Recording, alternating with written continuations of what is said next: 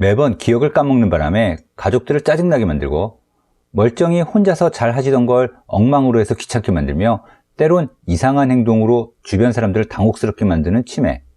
이런 치매 노인을 모시고 한 집에서 생활하려면 대단한 인내심이 필요합니다. 그래도 여기엔 나름의 요령이 있습니다. 치매의 각 단계마다 그리고 각 증상마다 대응 방법들이 있는데 각각에 대해 살펴보기에 앞서 늘 염두에 두고 있어야 하는 전제 조건이 있습니다. 바로 치매 노인들의 마음속에 늘 불안감이 깔려 있다는 사실입니다.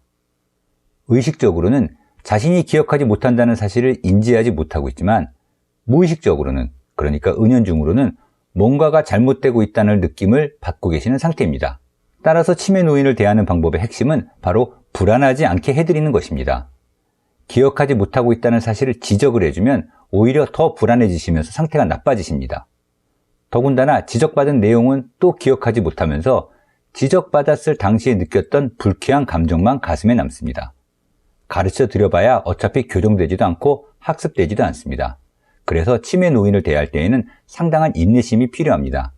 그렇다고 마냥 참을 수만은 없는 노릇이므로 적당히 화제를 전환시키는 등의 재치가 필요합니다. 기억력이 떨어져서 벌어질 수 있는 몇 가지 상황들을 예로 들어보겠습니다. 했던 얘기를 또 하는 경우가 있습니다. 방금 전에 한 말을 기억하지 못해서죠. 이때 방금 전에 얘기하셨잖아요 라고 말하는 것은 노인이 기억하지 못한다는 걸 지적하는 것이기 때문에 노인은 더 불안해지십니다. 게다가 면박을 주는 말투이다 보니 자존심도 상하시죠. 그보다는 그게 마음에 걸리시나 봐요. 자꾸 얘기하시는 걸 보니 라고 말해주면 좀 전에 말씀하셨다는 사실을 부드럽게 지적해드리는 것일 뿐 아니라 노인의 불안한 마음을 이해해주면서도 체면도 살려주는 효과가 있습니다. 그러면 노인은 심리적으로 안정되어 내가 얘기했었니? 나이가 드니까 자꾸 깜빡하는구나 라며 오히려 자신의 기억력 저하를 인정하고선 괜한 고집을 피우지 않으시게 됩니다. 밥을 드셔놓고선 잠시 후 또 밥을 달라고 하실 땐 좀 전에 드셨잖아요 보다는 그새 시장하신가 봐요. 이것만 하고 금방 드릴게요 라고 답하는 게 좋습니다. 몇 분 후 치매 노인은 금방 밥 달라고 했던 사실을 또 잊어버려 그대로 모르고 지나가기도 하고 아니면 밥 준다면서 왜 안 주냐 하고 다시 물으시는 경우엔 조금만 차려서 빨리 갖다 드리면 또 그대로 무마되어 지나갑니다. 얼마 전에 있었던 일이나 들었던 얘기를 왜곡되게 잘못 기억해서 말씀하시는 경우엔 언제 그랬다고 그러세요? 라며 나무라듯이 말하는 것보다는 그랬던가요? 라며 노인의 기억을 일단 인정한 뒤 제가 잘못 기억하고 있나 봐요 라는 말로 노인의 기억이 잘못되었을 수도 있다는 점을 완곡하게 표현해 줄 수 있습니다. 불안해 있는 치매 노인들은 묘한 감정의 단서를 귀신같이 잡아내십니다. 왜 내 얘기가 틀리냐? 라며 꼬투리를 잡으실 수도 있고 내심 자기 얘기를 건성으로 듣는다고 아니면 치매 노인도 무의식적으로는 자신의 기억이 잘못된 것일 수도 있다는 점을 감지하고 있기 때문에 잘못된 기억까지도 무작정 인정해버리는 것은 불안감을 더 커지게 만들어 도리어 기분을 상하게만 만들 수 있기 때문입니다. 때로는 없는 일을 완전히 지어내서 말씀하실 수도 있습니다. 엊그제 딸이 다녀갔다고 말씀하실 때 아가씨가 언제 왔었다고 그러세요? 라고 지적하기보다는 그랬나요? 근데 그래서 아가씨가 뭐라고 그래요? 라고 적당히 대화를 이어가면 됩니다. 과거 일에 집착하며 자꾸 얘기를 꺼내실 때에는 또 그 얘기세요? 그만 좀 하세요 라기보다는 그때 그 일이 서운하셨나 봐요 라고 반응해 주는 게 좋습니다. 치매 노인 스스로 잘 기억이 안 난다며 아무래도 기억력이 많이 떨어진 것 같다고 걱정하시면 그러게요 요즘 많이 깜빡하시는 것 같아요 라는 말보다는 어머님 연세쯤 되시는 분들이 많이들 그러신데요 라며 안심시켜 드려야 합니다. 이건 노인의 문제점을 인정하지도 그렇다고 부정하지도 않는 중립적인 태도로 정서적으로는 충분히 공감하고 따뜻하게 위로해주는 요령입니다. 했던 질문을 자꾸 하시는 것도 상당히 피곤한 일입니다. 그럴 땐 아무렇지도 않게 똑같이 대답해 드리는데 가급적 짧고 간단하게 답해 주시는 게 좋습니다. 그래야 긴 답변을 듣는 동안 노인이 집중을 잃어버려 정작 대답은 기억하지 못하게 되는 걸 방지할 수 있고 게다가 똑같은 대답을 반복해야 하는 가족들 또한 덜 지치기 때문이죠. 가족 중 특정한 누구 그리고 특정한 사건에 대해 자꾸 말씀하실 땐 그러시는 이유에 대해 애써 해석하거나 짐작하려 하지 않는 편이 낫습니다. 물론 어느 정도 근거가 있을 수도 있고 추측이 맞을 수도 있지만 그렇게 하는 것이 노인에게도 가족에게도 좋을 건 없습니다. 괜히 가족들 사이에 오해가 생기거나 의만 상할 수 있기 때문입니다. 기억력과 관련된 마지막 상황은 난 멀쩡한데 애들이 나보고 치매라고 한다고 말씀하시는 경우입니다. 참 난처한 게 노인이든 가족이든 누구 한쪽은 틀리다고 답해야 한다는 것이죠. 치매 노인의 밑바탕에는 불안한 마음이 있다는 기본 전제를 다시 한번 떠올리시는 게 필요합니다.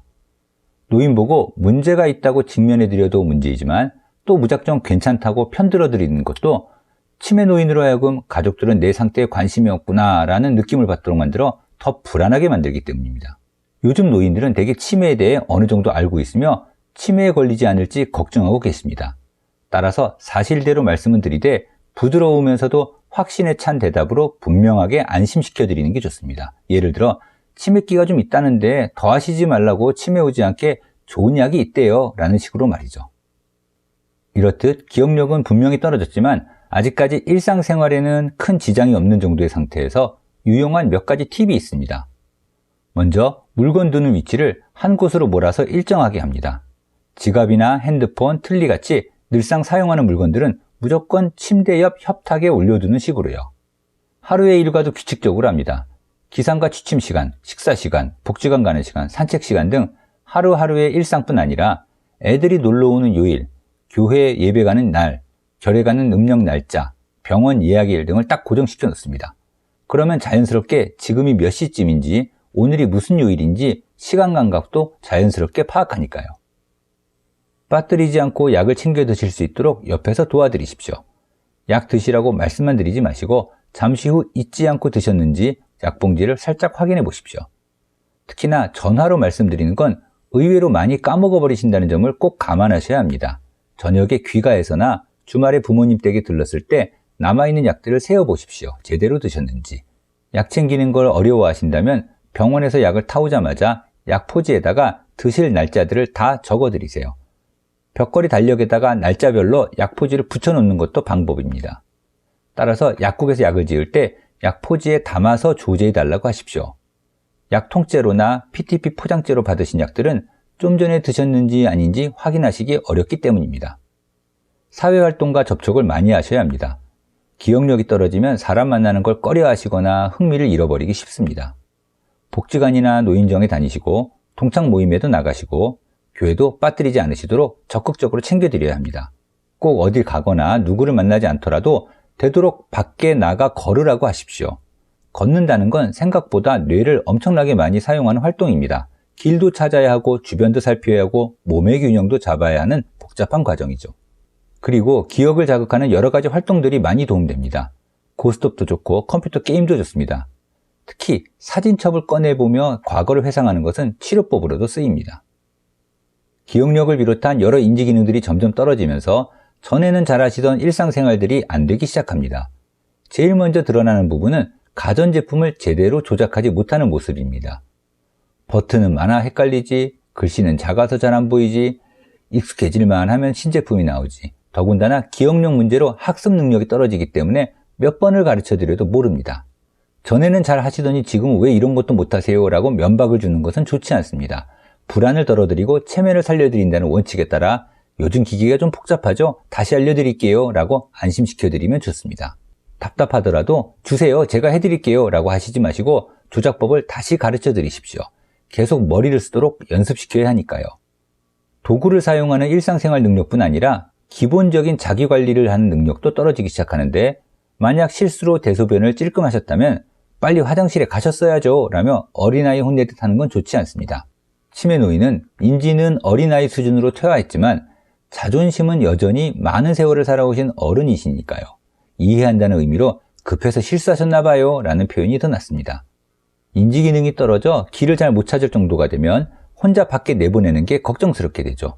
그렇다고 무작정 못 나가게만 할 수도 없으니까 답답하시죠? 이것만 하고 나서 저도 같이 나가요 라고 말씀을 드립니다.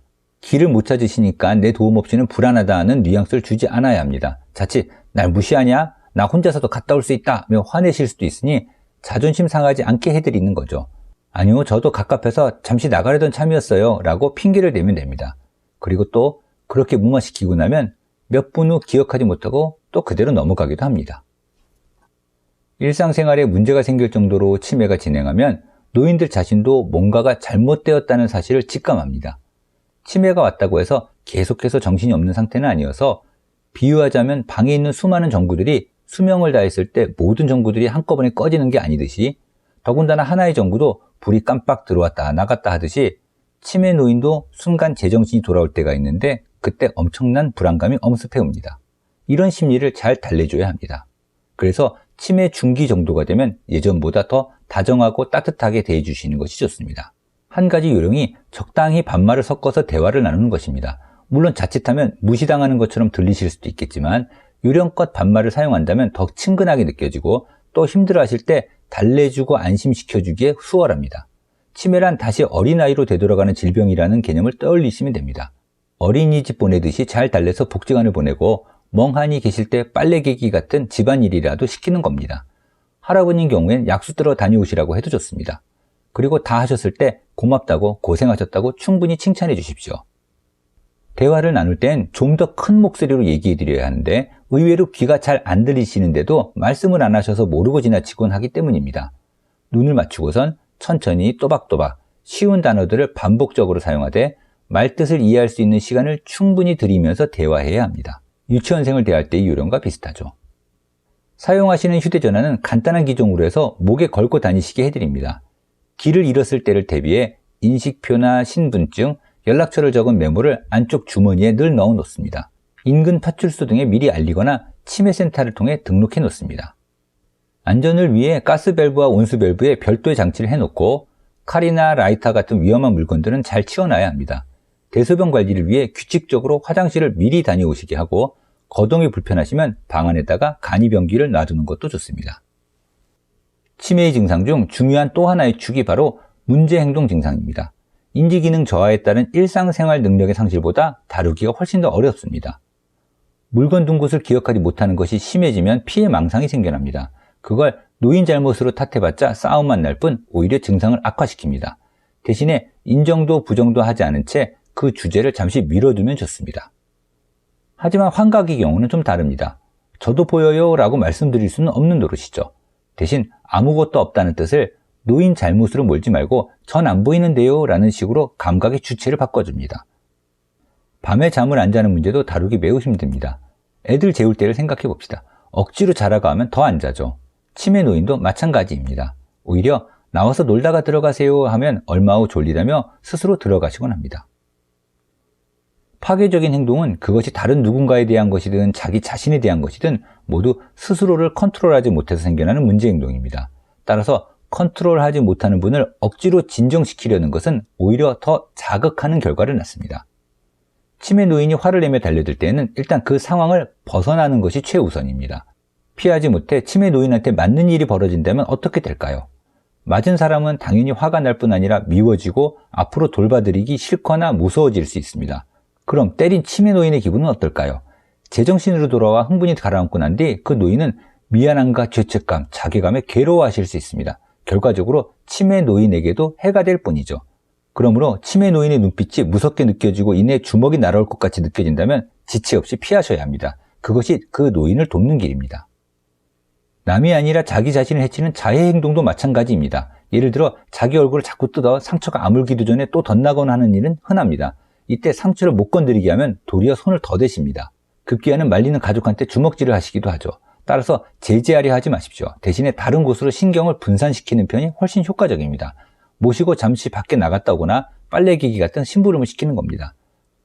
거부하는 것 또한 자신을 해치는 행동 중 하나입니다. 대표적으로 특별한 이유도 없이 식사를 거부하는 것이죠. 이때 억지로 드시라고 하면 오히려 반발하십니다. 일단 내버려 둔 뒤 귀찮지만 30분 정도 있다가 다시 아무 일 없었다는 듯이 식사하세요 라고 말씀드려 보십시오. 10중 8구는 노인이 언제 그랬냐는 듯 멀쩡하게 식사를 하십니다. 자꾸 밖에 나가려 하시는 행동도 가족들을 지치게 만듭니다. 이런 경우엔 도어락을 현관문 안쪽에도 설치하는 것이 요령입니다. 하지만 이런 제지에도 아랑곳하지 않고 예를 들어 나가시려고 현관문을 자꾸 흔들어 댄다거나 소리를 지르며 몇 시간씩 씨름하신다면 다른 방도를 강구해야 합니다. 밤새 안 주무시거나 밤낮이 뒤바뀌는 상황도 마찬가지죠. 치매약에 대한 영상에서도 말씀드리겠지만 가족의 노력이나 환경의 변화로는 문제 행동이 조절되지 않는 경우엔 항우울제나 신경안정제 같은 약물 치료를 시도해 볼 것을 진지하게 고려해야 합니다.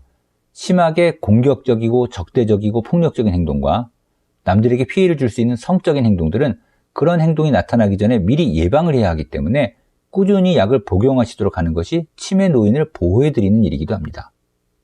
앞서 말씀드렸듯이 문제행동 증상이 두드러지는 기간이 가족에겐 가장 힘든 기간입니다. 예전에 좋으셨던 모습들이 사라지는 것에 불쌍하고 안타까우면서도 한편으로는 미워지고 지치고 죄책감을 느끼게 됩니다. 또 한 가지 염두에 두어야 하는 심리는 바로 가족 자신의 불안입니다. 치매는 가족성이 꽤 있는 질환이기 때문에 나도 나중에 엄마처럼 되진 않을까 하는 생각도 듭니다. 참으로 복잡한 감정이 교차하게 되죠.